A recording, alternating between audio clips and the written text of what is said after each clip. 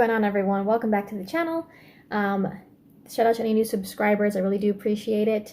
If you're new, make sure to subscribe, turn notifications on, and don't forget to follow me on Twitter at SuperHiveDC. The link for my profile is in the description. You can go straight there and follow me to keep up with the stuff I like to share, talk about when I have videos, all that. So, big news dropping from HBO Max today. Big in the streaming service world, movie theater world, just all around entertainment. We know that starting this month, December 25th, Wonder Woman 84 will be available on HBO Max and in US theaters the same day. It will be released internationally in theaters December 16th.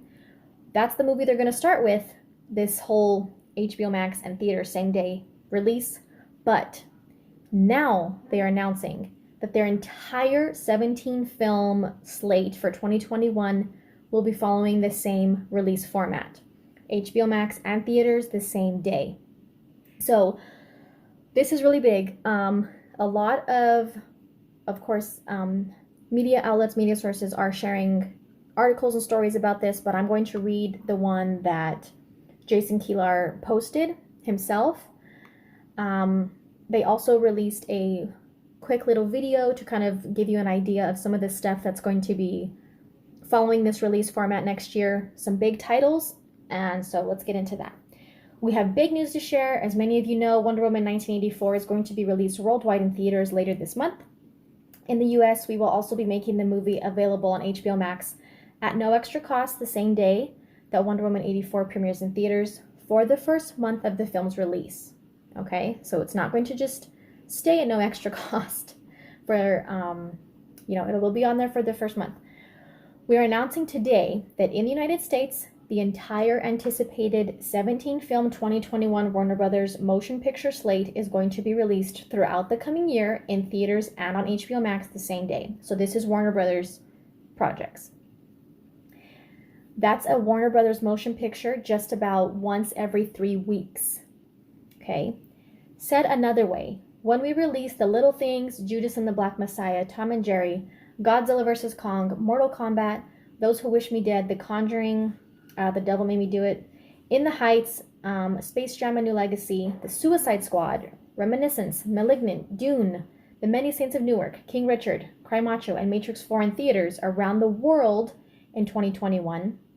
In the US, we will also be releasing them the same day on HBO Max at no extra cost for the first month of each film's release. He references the video that they released to like a little promo video for this announcement. As I mentioned in my post from a few weeks ago, we see an opportunity to do something firmly focused on the fans, which is to provide choice. Whether that choice is to enjoy a great new movie out at the cinema, to open up HBO Max, or to do both. For more visibility and context and thought process, please do read the post here. So he kind of, he references how they came to the decision. We are so excited for the year ahead, which for us begins with the release of Wonder Woman 1984 in a few weeks. Both, of course, 17 huge motion pictures are planned to be both in theaters and HBO Max. And on the subject of HBO Max, there are so many amazing HBO original series and Max originals I'm excited about. The Tiger Woods HBO documentary arriving in January is incredible.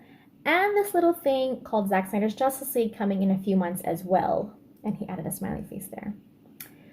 Return of Succession, highly anticipated Friends reunion, a new crime drama called No Sudden Move. Lots of other titles that he's mentioning: Mayor of Easttown, starring Kate Winslet, I love her. A new Gossip Girl series. So he just mentioned some other things to expect.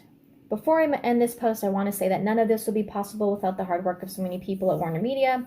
I'm so proud of how this amazing team is inventing and collaborating on behalf of customers, blazing new ground with each passing day. As a team, we are all extremely fortunate that we get to do what we do each day, which is to move the world, the fans, the audience through story.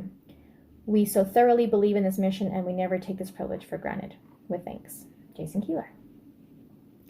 So, P.S. Principal photography starts on the next Game of Thrones series, House of the Dragon, in a few months. Oh, okay. Little side note there at the end with some concept art. So, big news, right? Like I said, this is really a big deal for streaming services, movies, movie theaters. Again, just to be clear, when these movies release worldwide in theaters, they will be available in the United States on that same day on HBO Max at no extra cost to current subscribers for the first month of that film's release in theaters. I still not sure if that means that the no extra cost will last for the first month, and then after that first month you'll have to pay extra if you want to watch it, or if that just means it will only be on there for the first month that it's in theaters. I don't know. I still can't make that distinction. I'm not 100% sure. But either way, that's how they're going to do all Warner Brothers films for 2021. So, of course, there's some big titles in there: Matrix 4, Godzilla vs. Kong, Dune, Suicide Squad. Of course, if there's any others in there that you're looking forward to that are outside of kind of like the comic book geek realm. So, big decision. I mean, I think it makes them very competitive against other streaming services like Disney Plus. I don't know how competitive it makes them against like Netflix and Hulu, because while they are streaming services, Netflix doesn't release their movies in theaters. They do acquire movies that are released in theaters after a while, and things of that nature.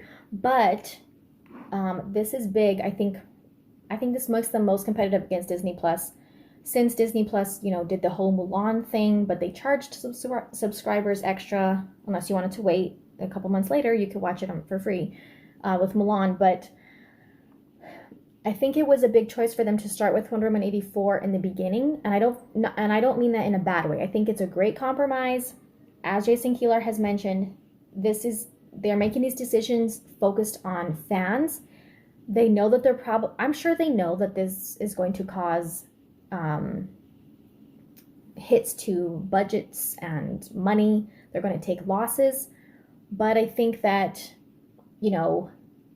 like they said, providing people with the choice to either go to a theater if they can, or be able to feel comfortable and have the convenience of still being able to watch these movies that they want to see at home. And I think that, I think it was a big decision for them to announce this before Wonder Woman 84 comes out this month, because I think it gives them a way to kind of entice people to stick around, not just sign up for a free trial and watch Wonder Woman 84, or maybe stick around for 1 month after that. But, if they're going to get I expect them, and I'm sure they expect too, to get a big influx of subscribers this month when Wonder Woman 84 comes out. But a lot of people might be thinking like, oh, I'm just going to watch it, maybe stick around for a few weeks, or maybe 1 month I get charged and then I'm going to check out. Not everyone, but maybe some people, But this, announcing this before that movie is dropped on HBO Max, saying like, look at all this whole next year, you're going to be able to have access. If you're a current subscriber, you're not going to have to pay extra for the first month of this film's release in theaters to watch it at home as much as you want on HBO Max in the comfort of your own home. That, I think, is a huge incentive for people to stick around and not just, cancel after a free trial, or maybe after a month or so when Wonder Woman comes out. Of course, he mentioned, another important thing to mention from that, of course, the biggest thing for me, Zack Snyder's Justice League. 2 things for me in this article. Jason Keeler says this little thing called Zack Snyder's Justice League. That for me confirms, in my opinion, that they are going to stick with the title of Zack Snyder's Justice League. I hope that's what that means. I hope it does not get changed to the director's cut or something like that. I hope that him using that title means it's sticking. And he said in a few months. So since we still don't have an official release date for the Snyder Cut, hopefully him saying in a few months is, kind of giving us the idea that maybe these March rumors, or maybe, between March and May, hopefully that turns out to be true, and hopefully we get a release date on that as soon as possible. Zack Snyder had said in one of his recent interviews that the 4 episodes are locked. Of course, they're still working on stuff. I expect them to be working on finishing touches up until it's released, just like they would with a feature film in the cinema. But by that, I'm sure he means like how each episode is going to end. They have that's figured out. So hopefully that gets them closer to a release date. He had said that they have, project like things in mind that they're thinking about when they'd want to release it, trying to, figure out the ideal time.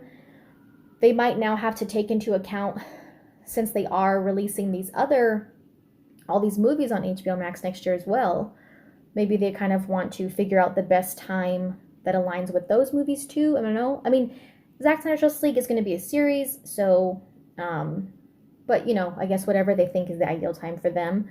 I won't be surprised if they have an ad during Super Bowl. That's usually the biggest time and the best time to reach as many people as possible. However, HBO Max is not available worldwide. So hopefully the fact that they made a deal with Amazon and, Roku and stuff like that, hopefully that allows it to be available to as many people as possible.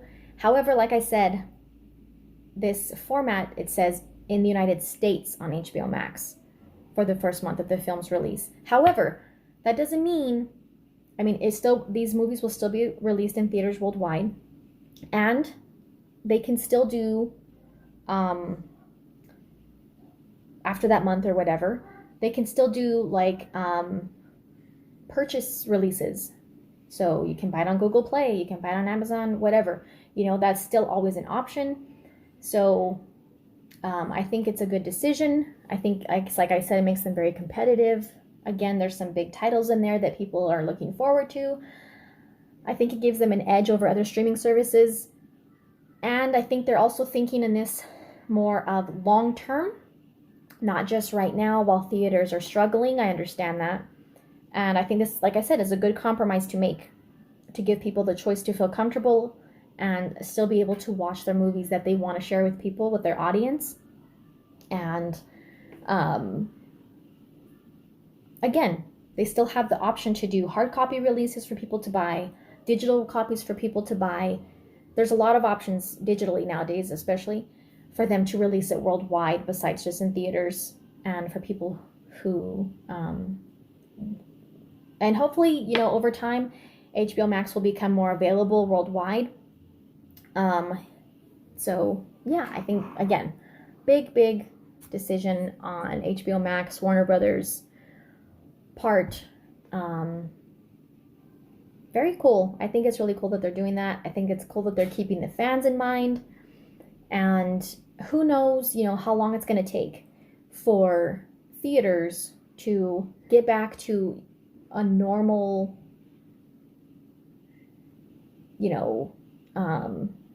servicing. Like, it's going to be a long time still. And so this prevents them from having to push back movies that have already been pushed back. It makes me wonder too, since they pushed back the Batman, it was supposed to come out next year in November, and that got pushed back to, I think, March of 2022. Be cool if they changed their mind and reversed that. And it was like, hey, we're going to add this to the 2021 lineup. That's going to be on HBO Max and theaters, but it was already pushed back, so I guess not. But it would have been cool, I guess, if they hadn't done that already. Anyway, let me know what you guys think. Do you find this as a good thing, a bad thing? There's going to be pros and cons regardless, but overall, I think it's a positive thing. So, again, thanks for watching, guys. Make sure to subscribe, follow me on Twitter, leave a thumbs up. We'll see you next time.